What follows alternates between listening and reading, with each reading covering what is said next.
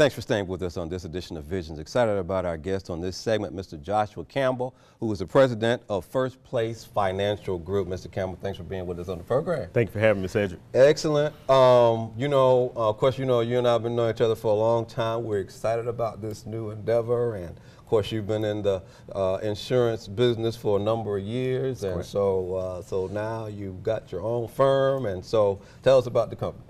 So thanks, Cedric.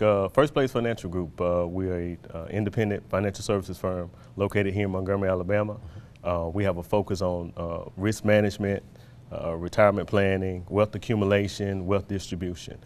We believe in making sure we take care of our clients' needs first over our own. One of the things that we like to take pride in is helping people achieve their financial goals through a detailed financial needs analysis, as opposed to just selling products and services. We're located once again on Carmichael Road right here in Montgomery, Alabama. And so financial products and financial services, insurance is one of those elements. Right. And so that's why it's called Financial Group. That's it. Okay. That's it. All right, real good. Well, so how did you get started in this particular endeavor with First Place Financial? Well, Cedric, it started for me a long time ago, many years ago. In fact, I remember as a little boy, 10 years old, I was about 10, and my father was a tile setter. He laid tile, and for many years, and he'd take my brothers with him on Saturdays to go and work with them, and I'll never forget, just remember standing in the doorway, crying, boo-hooing my eyes out, because I couldn't go. I wanted to participate, but I wasn't old enough. And my mom went up to the local hardware store and purchased a lawnmower, and brand new lawnmower. She handed me that lawnmower. She said, "This is how you're gonna make money." So that's when entrepreneurship started for me. So that's where the beginning of it was. And so I started working in corporate America, and some years afterwards, I got licensed as an insurance and financial services professional. And after working in corporate America for a few years, I knew that I wanted to kind of step out and kind of do things a little bit differently.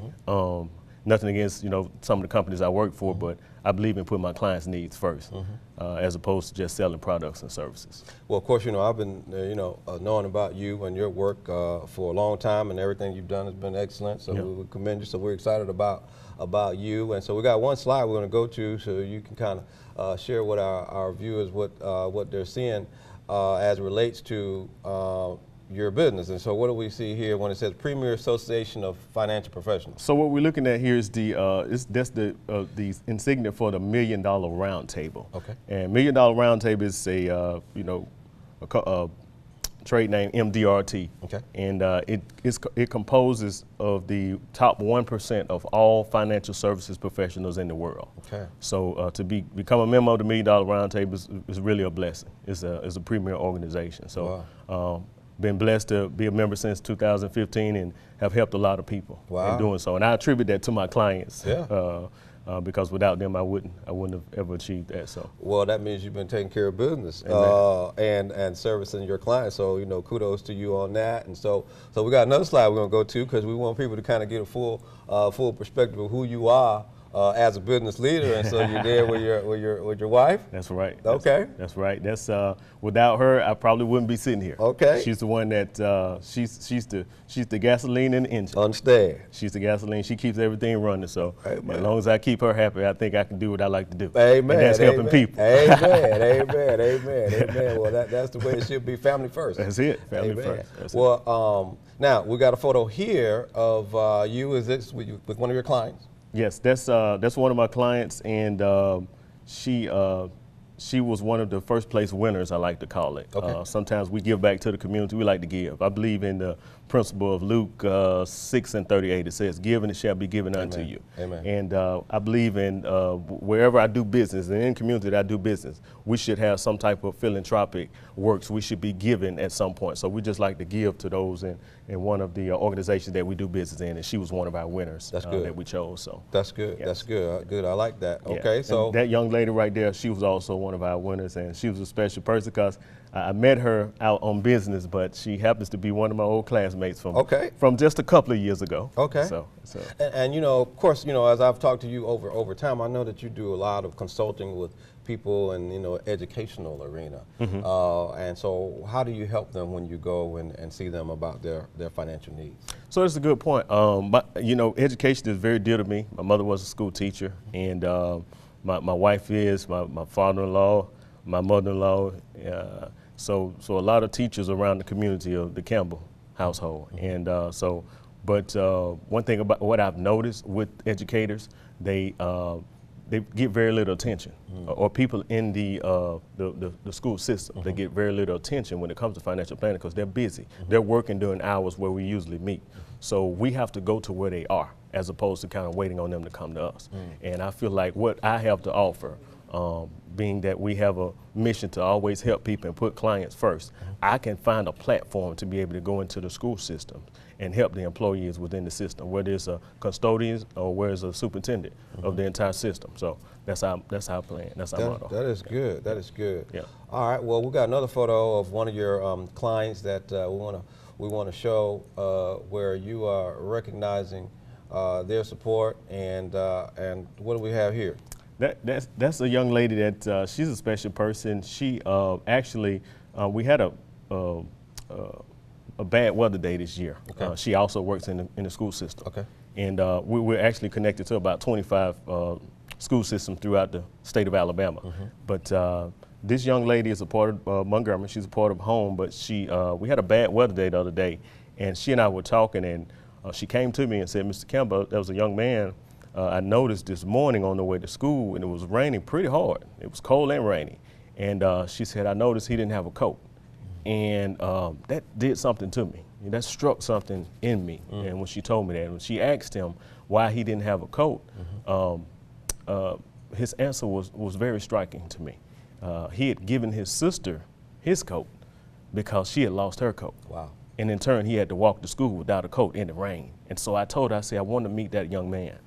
And so she set up a meeting with us one morning before school, and we were able to go out and get him some coats. So that photo there, that's it. Is you bringing the coat. That's it. And that young man, I told him, I say, see, you practicing seed faith. You sowed a seed to your sister one coat, and you got back 4 more. And he was very blessed to be able to get that. And I felt good doing that. And thank God for that young lady. Wow. For allowing that opportunity, for bringing it to me. So wow. That's what we do. That's a great story. Yeah, that's it. That's really good. Yeah. Taking care of the community. Yes.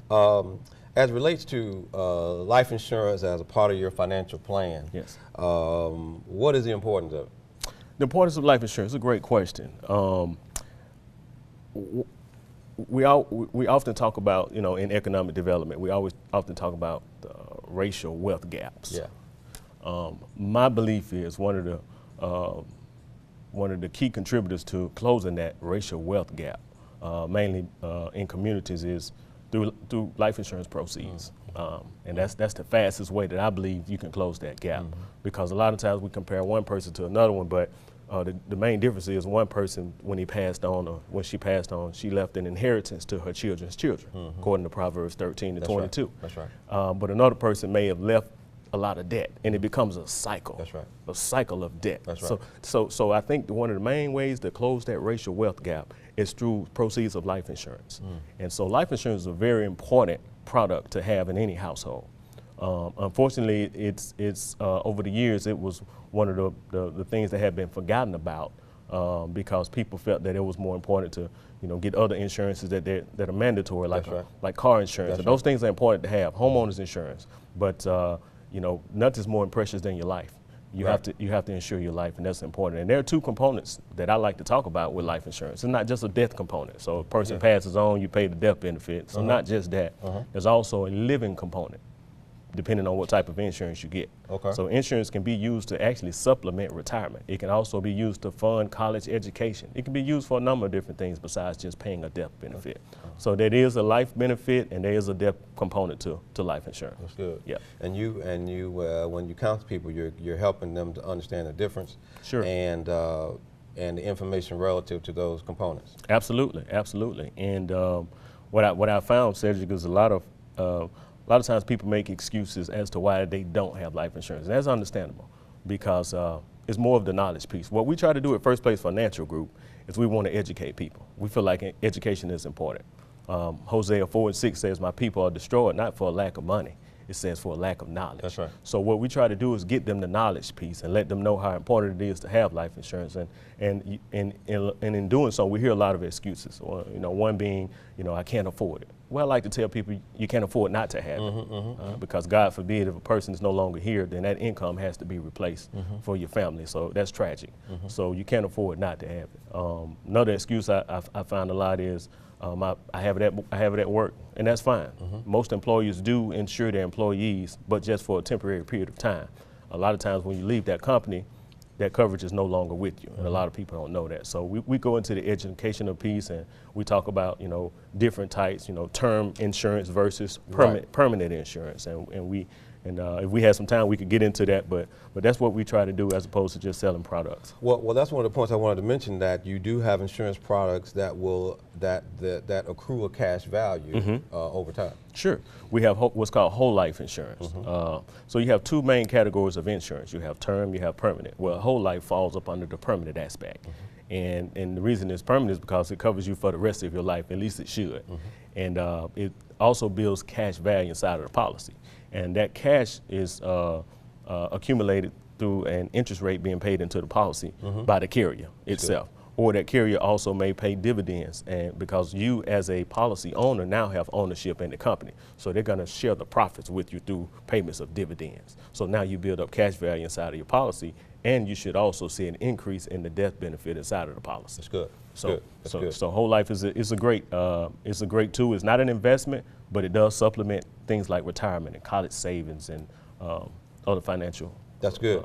Well, this is great information for people to contact you about, and we're closing. Got just a little bit of time left. Of course, we already have seen that you're a family man. We got a slide we're going to pull up now of Parents Magazine, and who are our young people there on the cover. I believe I know those two. Okay. Those two. I believe that's Joshua Jr. and Kennedy. That's my seed, and very proud of them. And I really appreciate you, in bringing that in, because that's great. I was very proud of them to be able to make the cover of Parents Magazine.